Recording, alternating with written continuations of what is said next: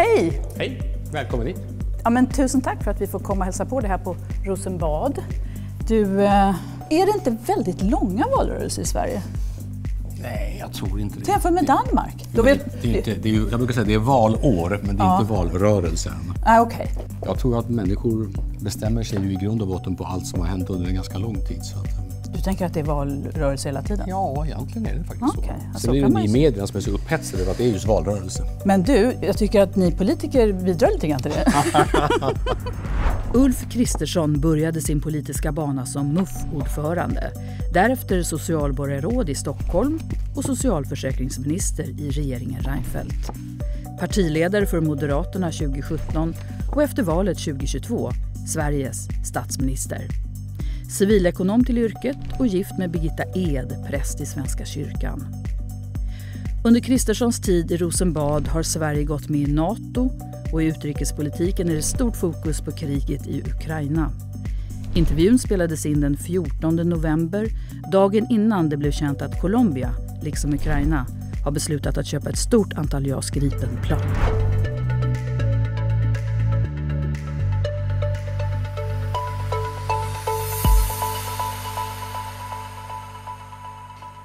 Tidigare i höstas så kom ju Ukrainas president till Linköping för att köpa svenska JAS Gripen-plan. Vi ska strax prata om vad det här betyder för svensk försvarsindustri. Men allra först, du har ju mött Volodymyr Zelensky flera gånger.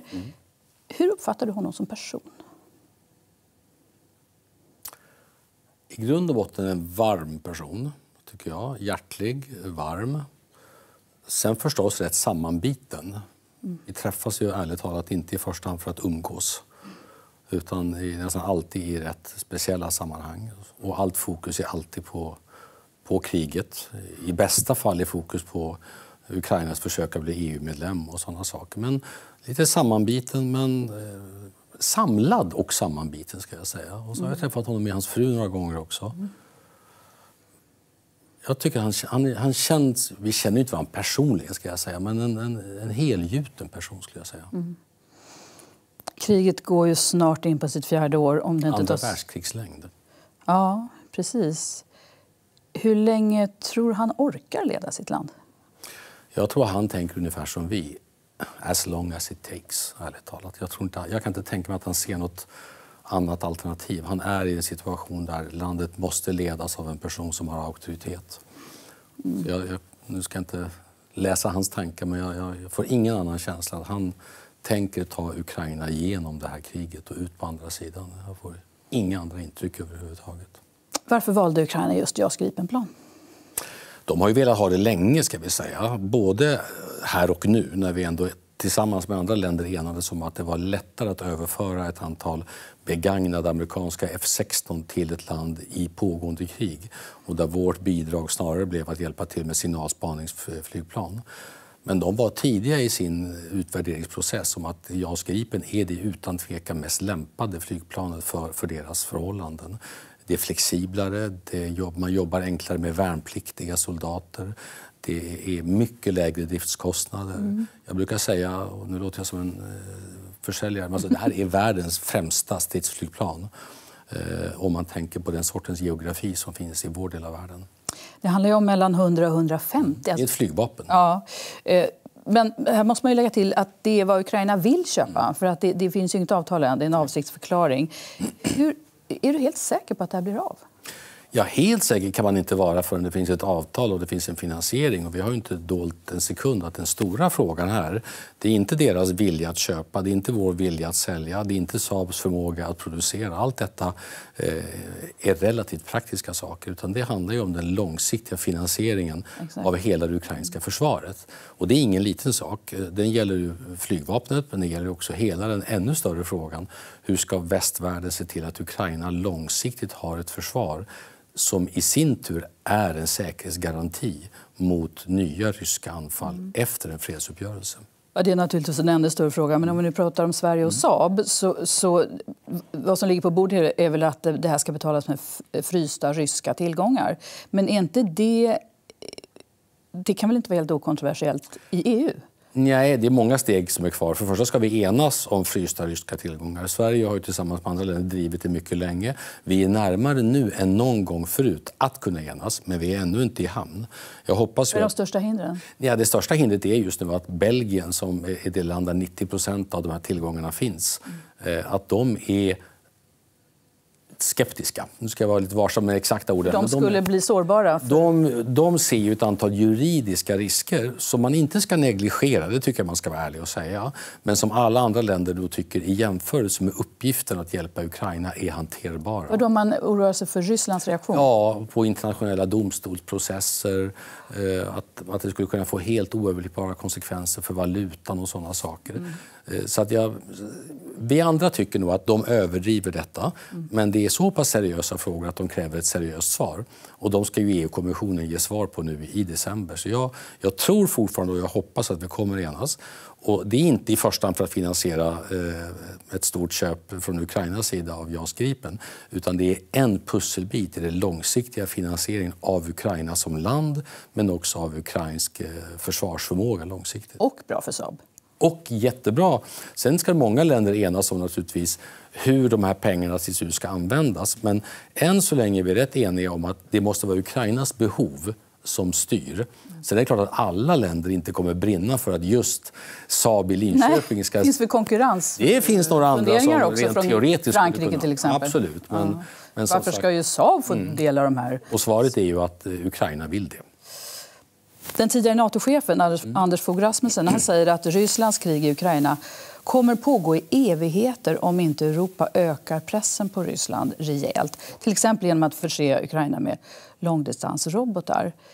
Vad säger du? Borde Europa göra mer? Ja, Europa borde göra mer. Vad? Ja, egentligen är det allt. Så man kan Ukraina brukar själva alltid säga att det är luftförsvar och det är ju ganska bred. Det är ju allt ifrån flygplan, men det är också drönarkapacitet, det är luftvärn. Det är sådana saker som vi har försett dem med, men det är också mycket handfasta saker som ammunition. Jag menar, vem ska Ja, jag skulle säga så här. Titta på listan så kan man säga att vi är ett stort antal länder i vår del av världen. Nordiska länderna, baltiska länderna, även Tyskland som gör väldigt mycket. Så brukar jag undvika att peka finger, men kan säga att ett antal länder som pratar väldigt mycket och väldigt bra om stödet till Ukraina. Men vilket land tänker du på? Nej, men titta på alla de stora europeiska länderna. Frankrike, Italien, Spanien. De stora europeiska länderna skulle utan tvekan kunna göra mer. Sen förstår vi att det finns alltid i varje land en massa inrikespolitiska skäl till att det där kan vara svårt. Det kan vara majoriteter, det kan vara budgetära begränsningar. Men menar man allvar, som vi alla säger, att det här är ett existentiellt hot mot resten av Europa, då måste vi göra mer än att se till att Ukraina bara överlever ständigt nya attacker. Tillbaka till just JAS Gripen-affären. Vad betyder Saab för svensk konkurrenskraft? Otroligt mycket.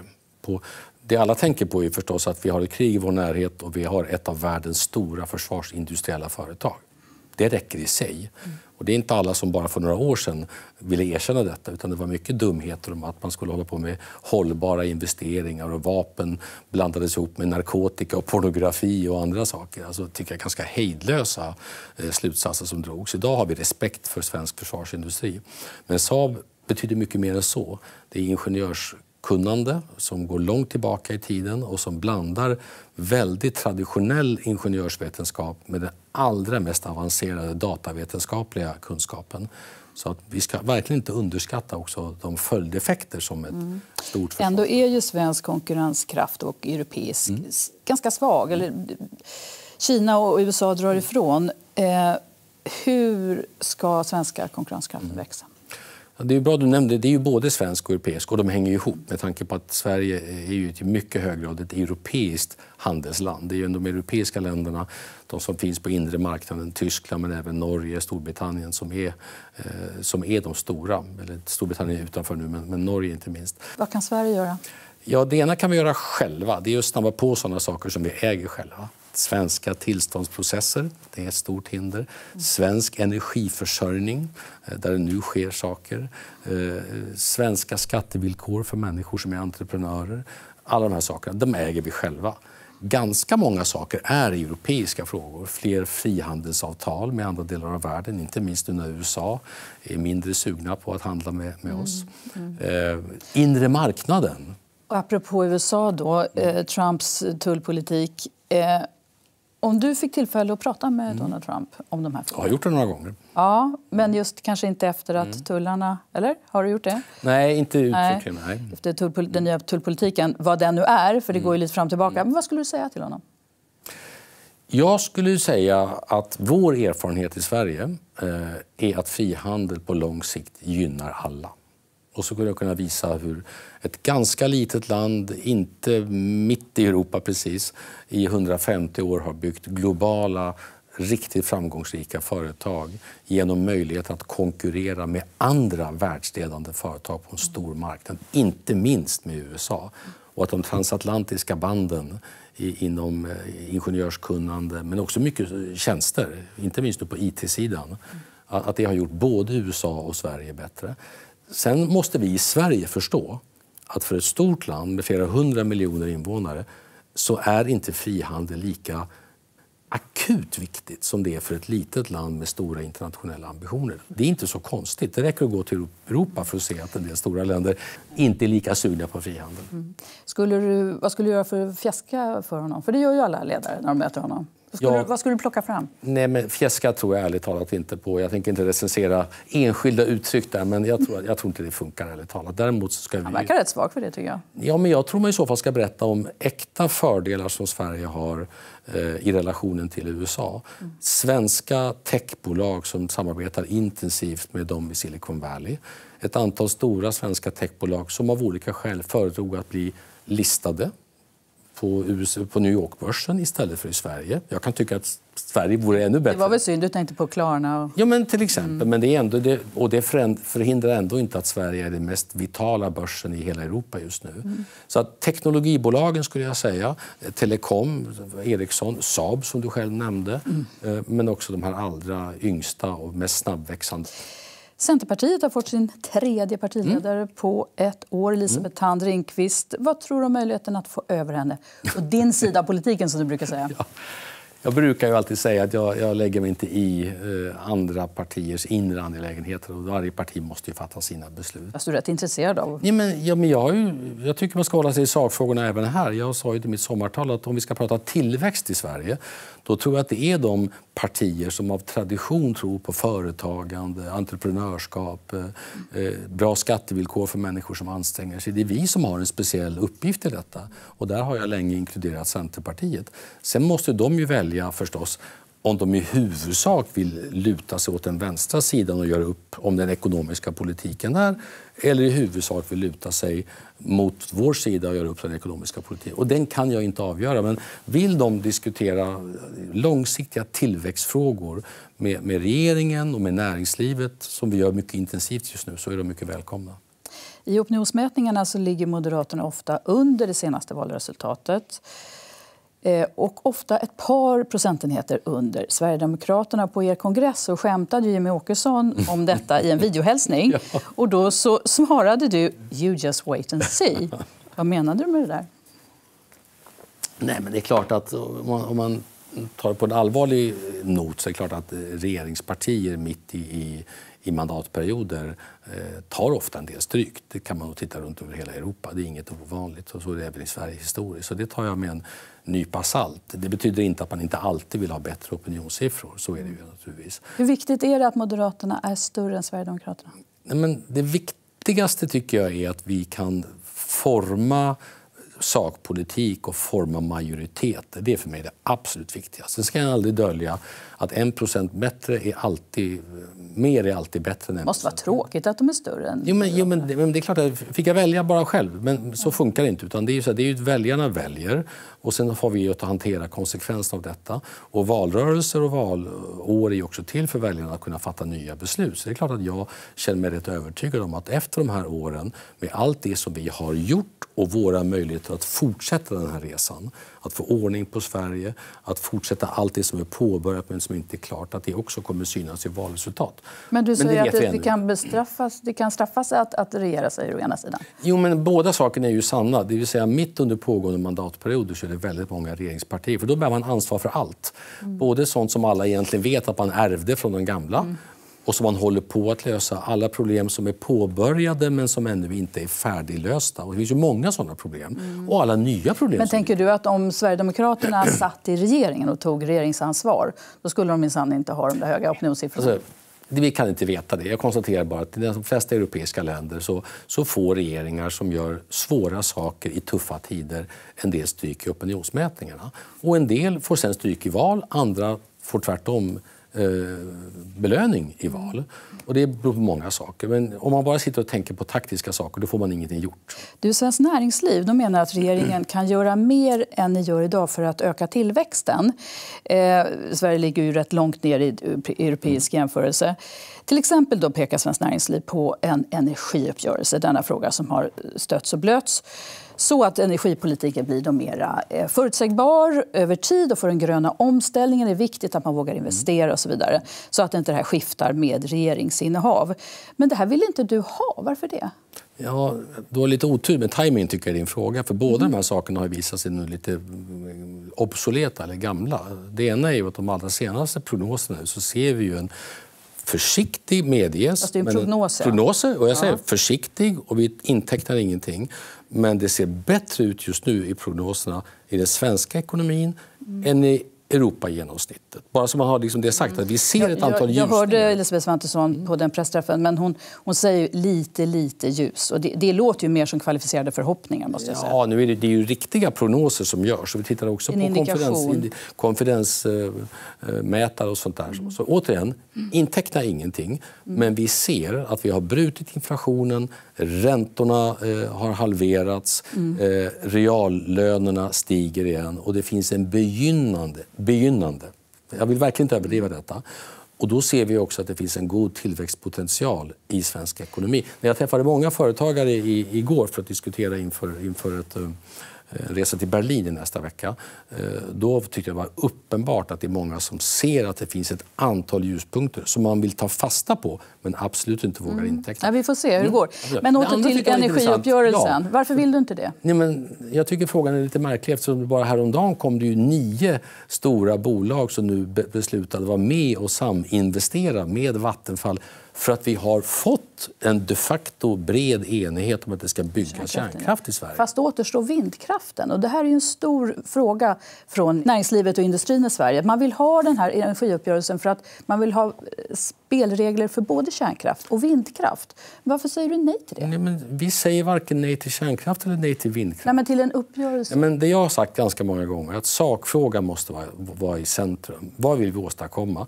Det vi nu vill åstadkomma efter många år av subventionerad vindkraft, det är att på allvar få igång ny kärnkraftsproduktion i Sverige. Det är den stora saken. Vi har lagt in 70 miljarder i subventioner av förnybart, framförallt på vindsidan under de senaste åren. Vi har byggt landbaserad vind, vi har fattat beslut om nya havsbaserade vindkraftparker. Men fortfarande vill näringslivet ha en uppgörelse? Ja, det är klart, näringslivet vill alltid ha uppgörelser. Vi har prövat olika stora energipolitiska överenskommelser sedan 1980. De har aldrig fungerat. Mitt fokus var nu, låt oss fokusera på att få enighet om att besluta om ny kärnkraft. Jag tror vi nu på beslutet i december i riksdagen kommer att ha en 80% majoritet för det nya kärnkraftsprogrammet. Men du vill inte prata om vindkraften och det vill näringslivet, för de behöver den också. Ja, och det byggs ju vindkraft, bokstavligt talat. Jo, men det är svårt och det är kommunala veton och de vill ha spelregler de kan räkna med här. Ja, men även där tycker jag du missar lite poängen, för vi har ju fattat sådana beslut. Incitament för kommuner att bygga vindkraft till exempel. Men varför klagar näringslivet då?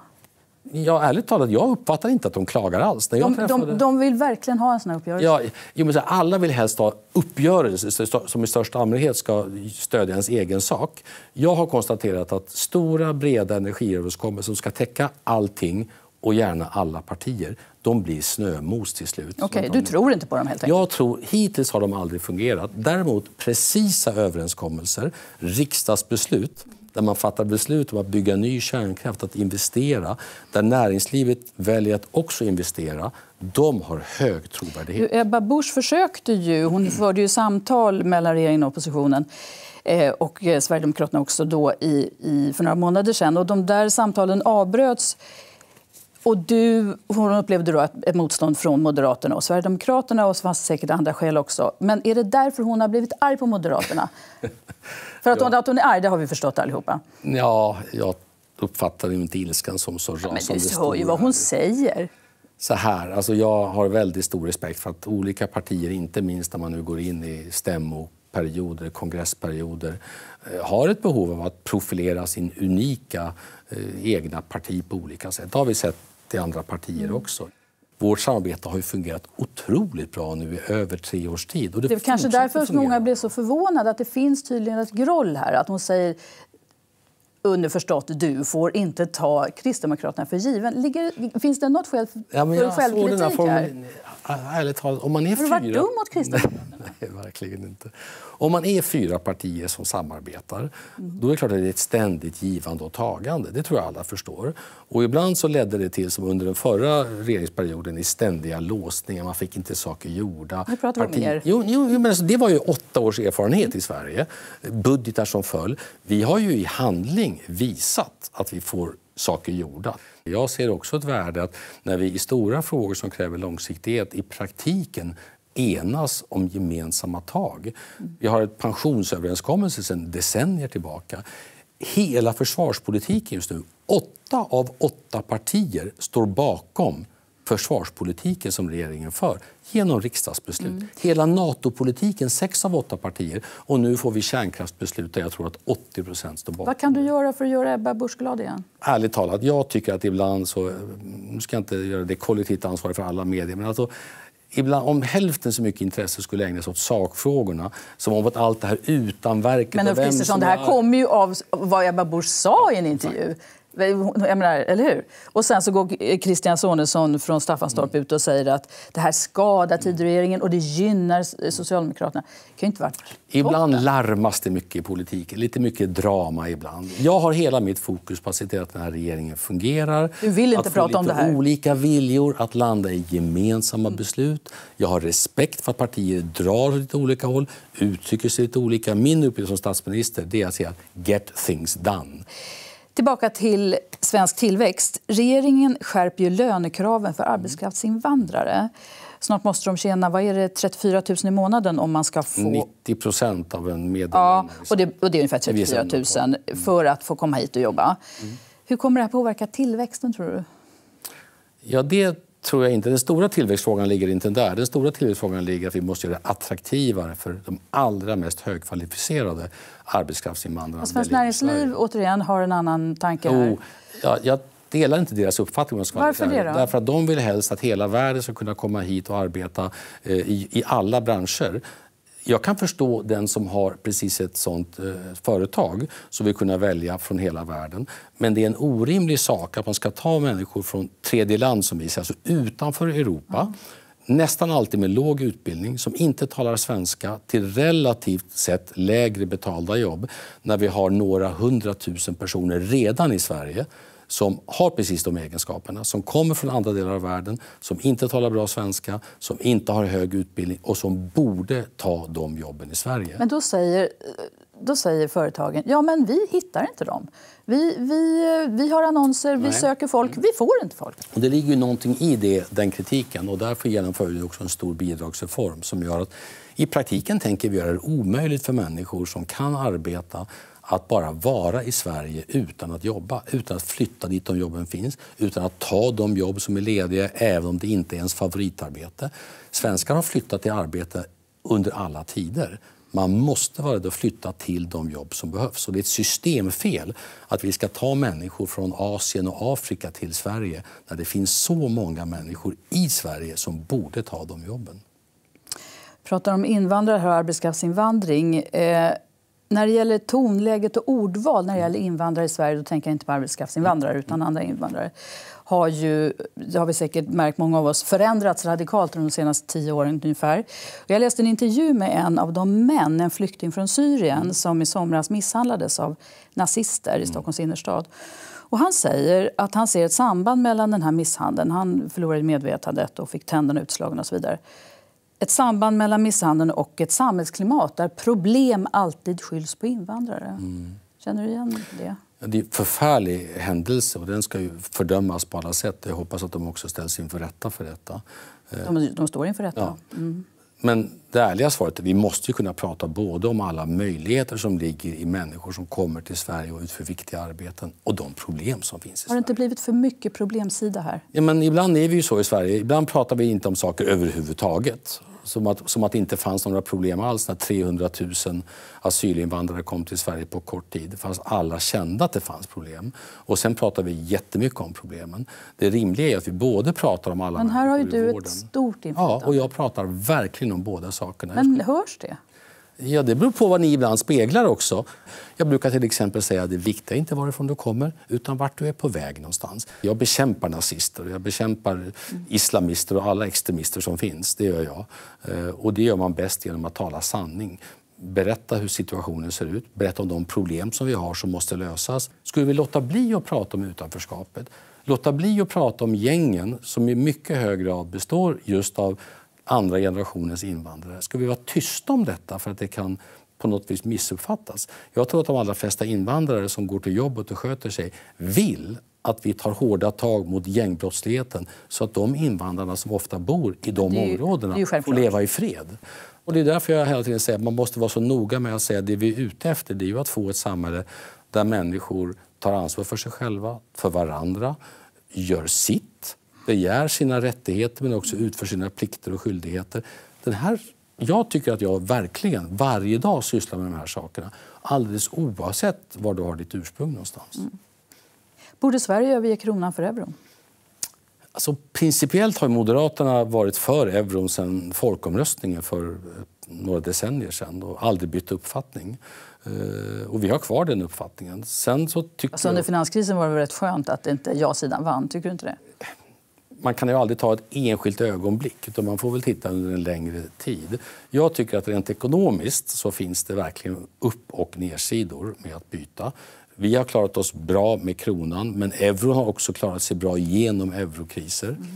Och nu vill ni utreda det här? Ja, vi har väl sagt som parti. Också Centern vill jag lägga till, är inne på samma spår. Ja, men jag tror att det finns en levande, om en lite lågintensiv debatt om euron. Calmfors kommer snart med en rapport också om detta. Jag tycker att det är genuint bra om vi diskuterar detta. Inte minst i ett läge där vi av Kina-skäl och USA-skäl tycker att Europa som kontinent är allt viktigare. Då är det klart att euron också är en symbol för att vi är nära Europa.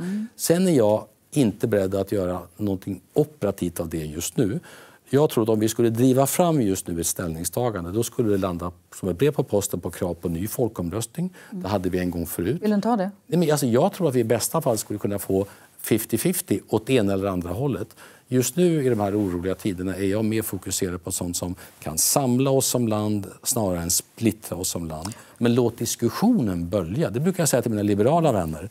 Diskutera euron, för det här är en viktig fråga. Jag tänkte, det är intressant för att er partistyrelse skriver att utredningen ska se över alla relevanta aspekter inklusive geo- och säkerhetspolitiska överväganden. Alltså, är det tryggare med euron om det blir krig? Är det så man ska uppfatta det?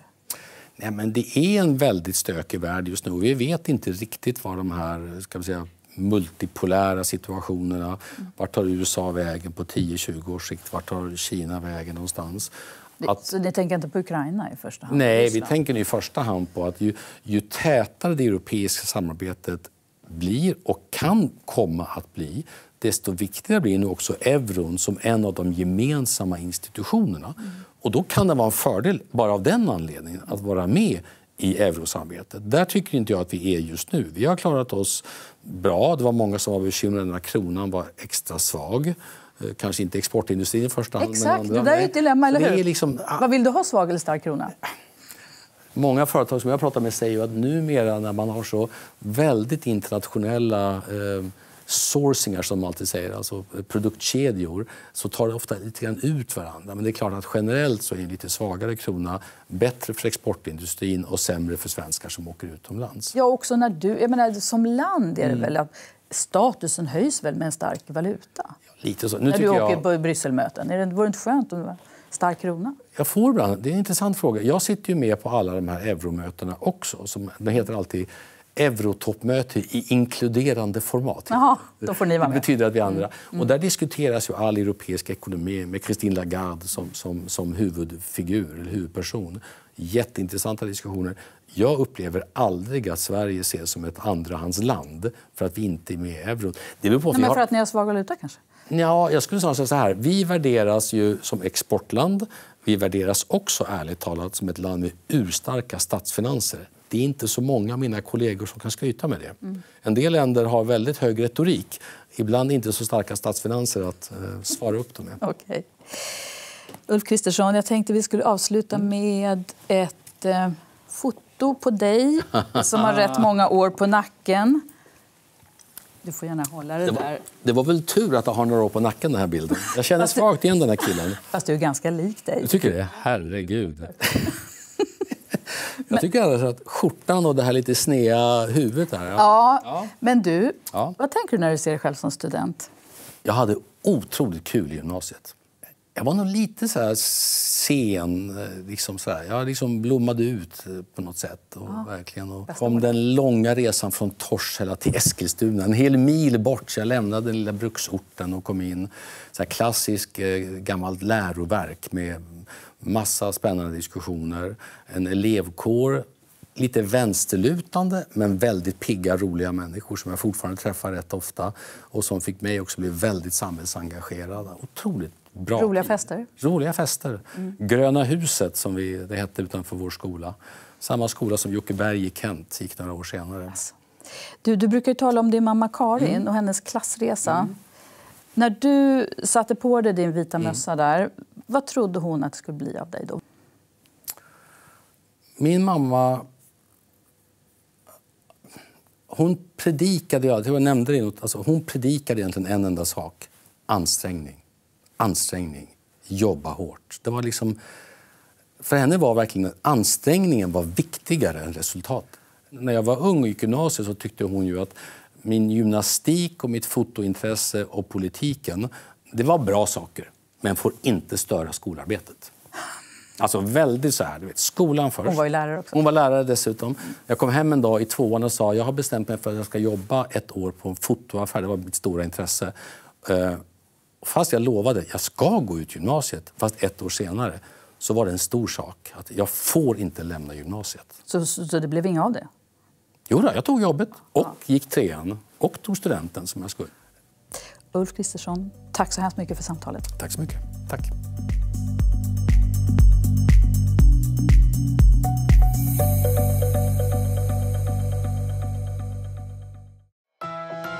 Det här är en podd från EFN Ekonomikanalen. Ansvarig utgivare är Anders Hägerstrand.